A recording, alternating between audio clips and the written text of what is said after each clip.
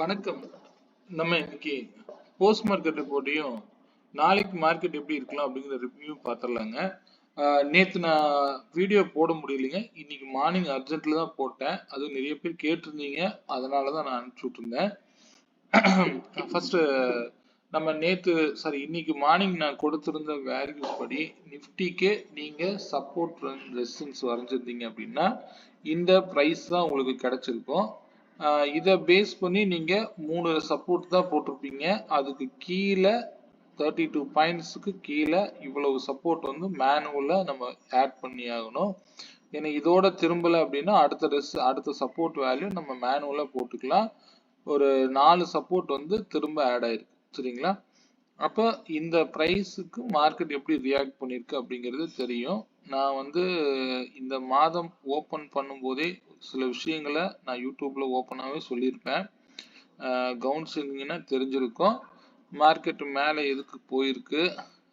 இன்னைக்கு அதுவும் வந்து இந்த மந்த்துடைய செகண்ட் கேண்டில் 26,118க்கு மேலே போக முடியல. அங்கிருந்து ரிஜெக்ஷன்.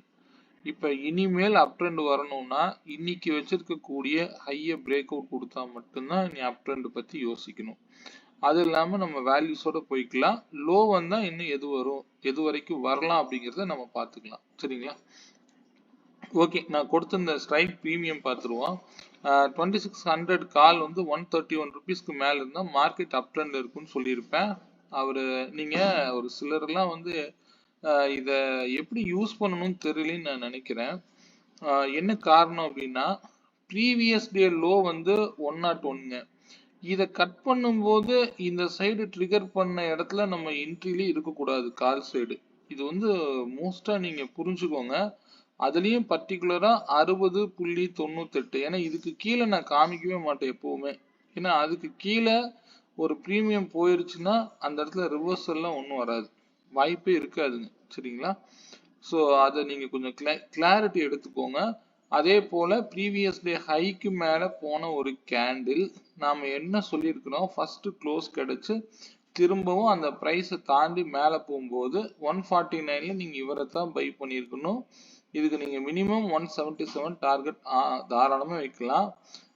இந்த பிரைஸுக்கு மேல பாருங்க க்ளோஸ் தான் வச்சிருக்கு, எந்த இடத்துல ட்ரிகர் பண்ணல. திரும்ப திரும்ப க்ளோஸ் வச்சு தான் மேல போகுது. இந்த வேல்யூலாம் உங்களுக்கு தெரிஞ்சிருக்காது, நான் ஃபுல்லா காமிச்சிருக்க மாட்டேன்.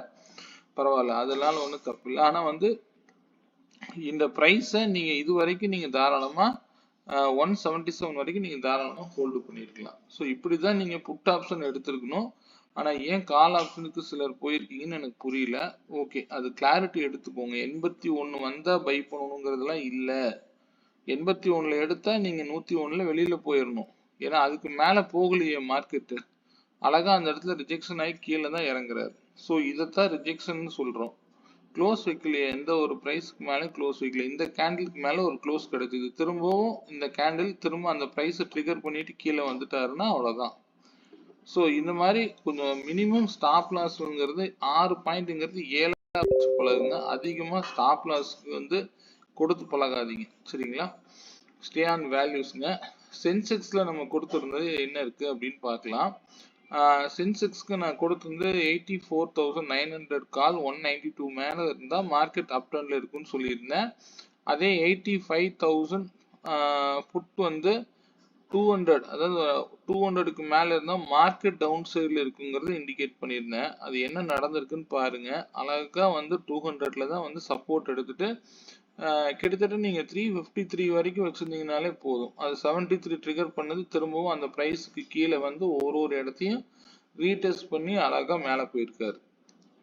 ஸோ எப்பவுமே நான் சொல்றது ஸ்டே ஆன் வேல்யூஸ். ஒரு சைடு வந்து இந்த சைடு தான் ஸ்ட்ராங்கா வந்து சப்போர்ட் எடுக்கும்போது நீங்க 200ல எடுக்கலைனாலும் ஒரே கேண்டில் இவ்வளவு பெருசா போகும்போது 250லயாவது இவரை பை பண்ணிருக்கலாம். இதுவும் பாத்தீங்கன்னா இந்த கேண்டிலோடைய ஹை. சரிங்களா? அப்ப ஈஸியா இருக்கு உங்களுக்கு. இந்த பிரேக் அவுட் கொடுத்த கேண்டில் திரும்பவும் இந்த பிரைஸ்க்கு கீழே வந்துட்டு மேல போகும்போது புட் ஆப்ஷன் பை பண்ணியிருந்தீங்கன்னா இன்னைக்கு நல்ல ஜாக்பாட்டா இருந்திருக்கும். இது நீங்க ஓடிஎம்லயே இன்னைக்கு தாராளமா நல்ல பிரீமியம். ஆனா எக்ஸ்பைரியெல்லாம் நல்லா சூப்பரா இருந்துச்சு. பரவாயில்ல, எத்தனை பேர் எப்படி எடுத்துருந்தீங்க அப்படின்னு தெரியல. ஸ்டே ஆன் வேல்யூஸ்ங்க. ஆனா இன்னைக்கு நீங்க சில விஷயங்களை வந்து பாத்தீங்க அப்படின்னா சென்செக்ஸ் சார்ட்ல காமிக்கிறேன். எப்பவுமே மார்க்கெட் வந்து நீங்க பாத்தீங்கன்னா தெரியும். கடந்த சில நாட்களா மார்க்கெட் என்ன பண்ணும்னா எப்படி காமிச்சுக்கிட்டே இருந்தாங்க. ஒரு பிரைஸ்ல இருந்து ஓபன் பண்ண வேண்டியது திரும்ப கீழே வரும், திரும்ப மேல போகும். ஜிக்ஸாக்காவே, அதாவது ரெண்டு பக்கம் மொமெண்டம் வச்சு காமிச்சிட்டாங்க. ஆனா இப்ப பாருங்க, இந்த மார்க்கெட்டும் அதே மாதிரிதான். ஒரு பக்கம் ஓபன் மேல கிடைக்குது, திரும்ப கீழே வருது, திரும்ப மேல போகுது, திரும்ப கீழே வருது.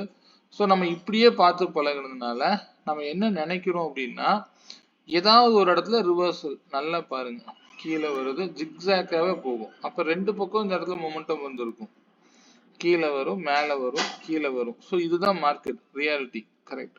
ஆனா இன்னைக்கு பர்டிகுலர் டேல பாருங்க, இது வந்து ஒன் சைடு மொமெண்டம், இது வந்து ஜிக்ஸாக்லாம் அடிக்கவே இல்லை. ஸோ அப்போ ஒன் சைடு மொமெண்டம் இருக்கும்போது நம்மளும் அந்த ட்ரெண்டை தான் ஃபாலோ பண்ணணும். எத்தனை நாளைக்கு அப்புறம் கிடைச்சிருக்குது உங்களுக்கு? ஒரு 4 டேஸா வந்து மார்க்கெட்டை கன்சாலிடேட் பண்ணிக்கிட்டே இருந்தாங்க. ஸோ கன்சாலிடேட் பண்ணிக்கிட்டே இருந்துட்டு இன்னைக்கு மொத்தமா வந்து கீழே இறக்கி விட்டாங்க.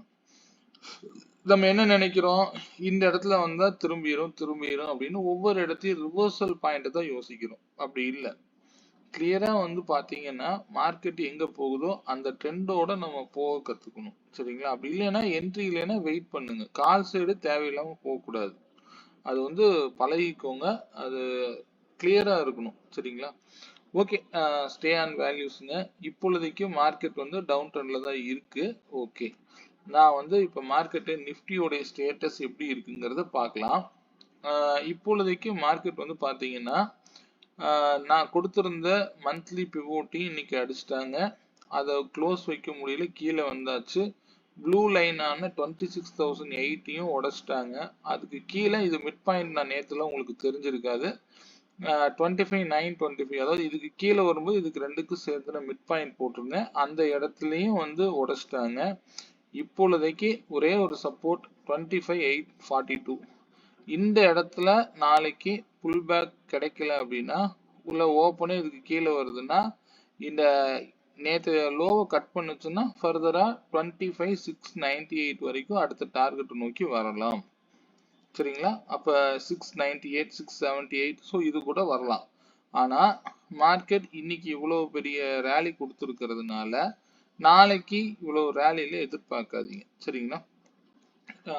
ஏன்னா அவ்வளவு பெரிய ரேலி வந்ததுக்கு அப்புறம் அடுத்த நாள் மார்க்கெட் எப்படி இருக்கும் அப்படிங்கிறது நம்ம ஆஸ் யூஷுவல் பார்த்ததுதான். ஒருவேளை நாளைக்கு மொமெண்டம் இருக்கலாமான்னு தெரியல, பட் இருக்க வாய்ப்பு மிகவும் குறைவா இருக்கும். நாளைக்கு என்ன பண்ணுவாங்க, திரும்பவும் கீழே இறக்கி மேலே இறக்கி கீழே, இதே மாதிரி ஜிக்ஸாக் மார்க்கெட் தான் கொண்டு போவாங்க. ஸோ ரெண்டு பக்கமும் நமக்கு ஆப்பர்ச்சுனிட்டிஸ் எந்த இடத்துல கிடைக்குதோ அந்த இடத்துல நம்ம யூஸ் பண்ணிக்கலாம், சரிங்களா? இம்பார்ட்டன்ட் சப்போர்ட் வந்து பார்த்தீங்கன்னா 25,842ங்க. இந்த ப்ரைஸ் இனிமேல் வரும்பொழுதெல்லாம் கொஞ்சம் பார்த்து கிளாரிட்டி எடுங்க. கண்டிப்பாக வந்து நான் எதிர்பார்த்தது நேற்று, நான் இன்னைக்கு எதிர்பார்த்ததே வந்து புல் பேக் இருக்க வாய்ப்பு இருக்கலாம்னு சொல்லியிருந்தேன். ஆனால் எந்த இடத்துலையும் வாய்ப்பே இல்லை, சரிங்களா? அப்போ இன்னைக்கு வந்து நாளைக்கு கூட இருக்கலாம். பட் ஆனால் வந்து எந்த இடத்துல சப்போர்ட் எடுத்தாலும் சரி, நம்ம ப்ரீமியம் லெவல்ல சரியான கன்ஃபர்மேஷன் கிடைச்சாதான் புல் பேக் பற்றி யோசிக்கணும், சரிங்களா? அதனால இம்பார்ட்டன்ட் சப்போர்ட் வந்து பார்த்தீங்கன்னா 25,842ங்க. அதுக்கு கீழே இருக்கக்கூடிய சப்போர்ட்டுங்கிறது 25,678. இதுக்கு இடையில இருக்கக்கூடிய ப்ரைஸ் நம்ம பார்த்துருவோம். 25,842 பிளஸ் 25,678 டிவைடட் பை 2, 25,760ங்கிறது ஒரு சப்போர்ட்டுங்க. 25,760 அப்படிங்கிறது இன்னொரு சப்போர்ட்டா செயல்படும். இது வந்து ஒரு மிட் பாயிண்ட்.